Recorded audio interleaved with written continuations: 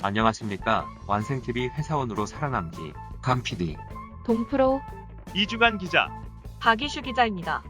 주간 회사원에서는 최근 회사원 관련 뉴스들 중 흥미있는 기사를 소개하고 이슈에 대한 다양한 생각을 여러분들과 공유하고자 합니다. 보도된 사실 외의 이슈에 대한 코멘트는 완생TV의 개인적인 생각이오니 시청자분들께서는 편하게 시청해주시면 감사하겠습니다. 시청자 여러분들의 댓글 참여도 환영합니다.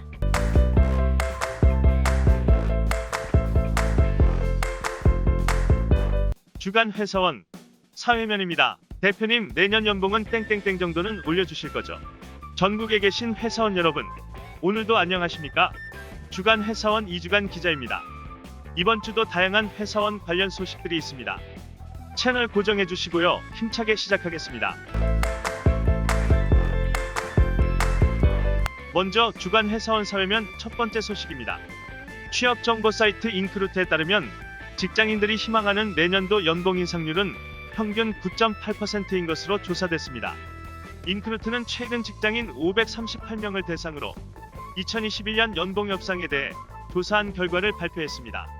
설문에 참여한 직장인들의 2020년도 평균 연봉은 3,585만 원이며 내년도 희망 연봉의 평균값은 3,952만 원으로 조사됐습니다. 이야, 약 10%의 연봉 인상을 기대하고 있네요. 실제로 이렇게 연봉 인상이 되면 얼마나 좋을까요? 그런데 예년에 실제 연봉 인상은 얼마나 되었었나요? 인크루트가 지난 3년간 직장인들을 대상으로 당해연도 실제 연봉 인상률에 대해 조사한 결과를 말씀드리겠습니다.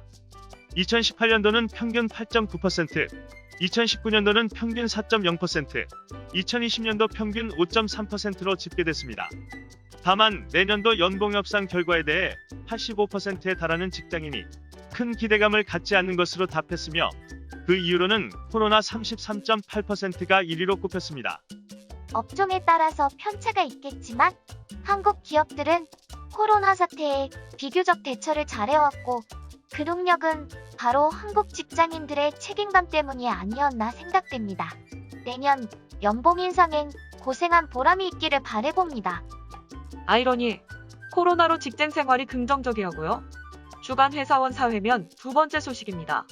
주간 회사원위에서 IT 강국 한국 회사원들이 코로나발 재택근무 선호도가 비교적 낮다는 기사를 소개해드렸는데요. 오늘은 직장인 10명 중 7명이 코로나로 변화된 직장 생활에 대해 긍정적으로 생각한다는 기사를 소개하려고 합니다. 고인구직 매칭 플랫폼 사람이니 직장인 1925명을 대상으로 코로나로 인한 직장 생활 변화를 조사한 결과 66.5%가 긍정적이라고 밝혀 부정적 33.5%라는 대답보다 2배 더 많았습니다. 연령대로 보면 30대가 70.1%로 가장 많았고 20대 65.2%, 40대 62.7%, 50대 이상 59.8% 순이었습니다. 지난 기사를 볼 때 재택근무가 코로나발 직장생활 변화를 긍정하는 가장 주요한 원인은 아닐 것 같은데요. 긍정의 이유들에는 어떤 것들이 있나요? 사람인에 따르면 직장인들은 회식자재 30.7%를 1위로 꼽았으며 다음으로 사내 행사 축소 20.8%, 2위, 재택근무 등 원격근무 실시 16.6% 3위, 비대면 보고 및 회의의 활성화 11.5% 4위, 출장과 미팅의 최소화 9.6% 5위, 유연근무제 확대 7.8% 6위 순이었습니다. 1위 회식자재 30.7%와 2위 사내 행사 축소 20.8%를 합하면 50%가 넘는데요. 직장인들이 얼마나 회사에 단체 모임이나 활동에 대해서 부담감을 느껴왔는지 알 수 있는 대목입니다. 현재 변화된 직장 문화는 어떻게 보면 코로나로 인해 일시적인 현상으로 볼 수도 있는데요. 직장인들은 포스트 코로나 시대의 직장 문화에 대해서는 어떻게 생각하나요? 55.4%의 직장인들은 코로나 종식 이후에도 이런 변화된 문화가 이어질 것으로 내다봤습니다. 그 이유로는 새로운 트렌드로 자리 잡고 있어서 46.2%, 복수응답을 첫 번째로 꼽았으며 직원들이 긍정적으로 받아들이고 있어서 32%, 업무 성과와 효율성 향상이 있어서 21.1% 순이었습니다. 직장인들이 평소에 선호하지 않던 직장 문화가 코로나로 인해서 쇠퇴해가는 것처럼 보이네요. 조직의 가치와 개인의 가치가 조화를 이루어 나가는 과정이 아닐까 하는 생각도 듭니다. 지세대 신입사원 어떻게 생각하세요? 지세대는 1990년대 중반부터 2000년대 초반 사이에 태어난 세대로 디지털 환경에 익숙하며 합리적 혹은 현실적인 사고를 기반으로 실용성을 추구하는 특징이 있는데요. 구인구직 플랫폼 사람인에서 392개 기업을 대상으로 요즘 세대 신입사원을 주제로 조사를 했습니다. 여기서 말하는 요즘 세대는 바로 지세대를 의미하는데요. 응답 기업의 42.6%가 과거 신입사원과 비교해서 지세대 신입사원에 대해서 불만족하는 것으로 나타났습니다. 기성의 조직 문화와 지세대의 특성이 조화되지 못하는 걸까요?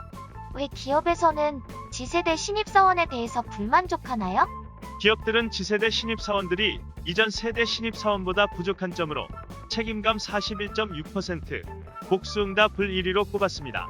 다음으로 배려 및 희생정신 36.2% 2위, 추진력 34.9% 3위, 기업문화 적응력 23.2% 4위, 협업능력 22.2% 5위, 대인관계 구축 능력 21.9% 6위 등의 순서였습니다. 반면 지세대의 최고 강점으로는 단연 디지털 신기술 활용 능력 43.6%, 복수응답을 꼽았습니다.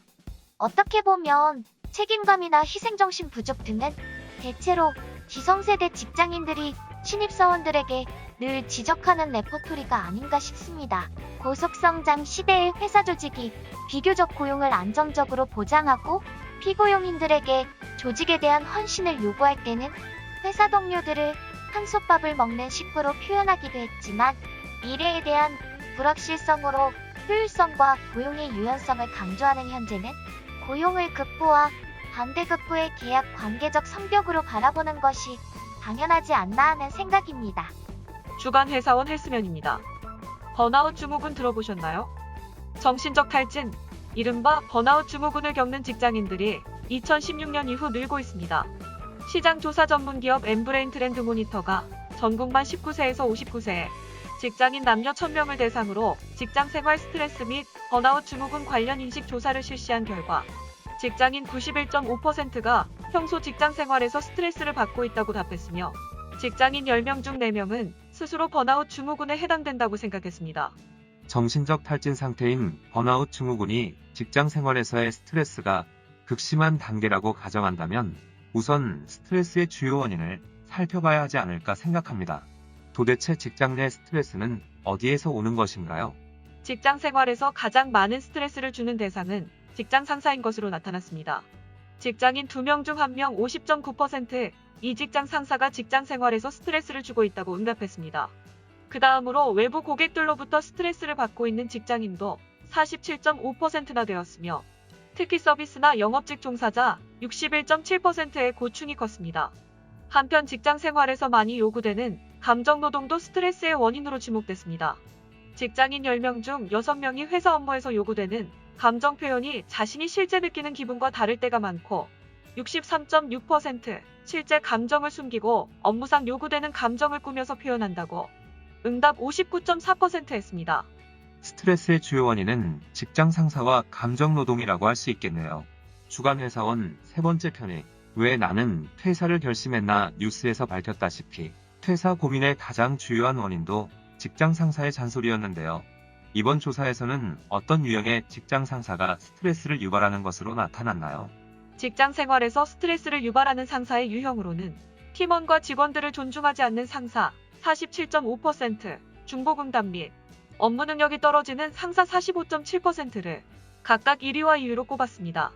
한편 번아웃 증후군 문제를 해결하기 위해서는 직원 서로 간의 노력을 인정하고 힘을 북돋아 주는 문화를 형성 66%, 중복응답하자는 의견과 급여 인상 및 성과급의 지급이 이루어져야 한다. 66% 의견이 많았습니다.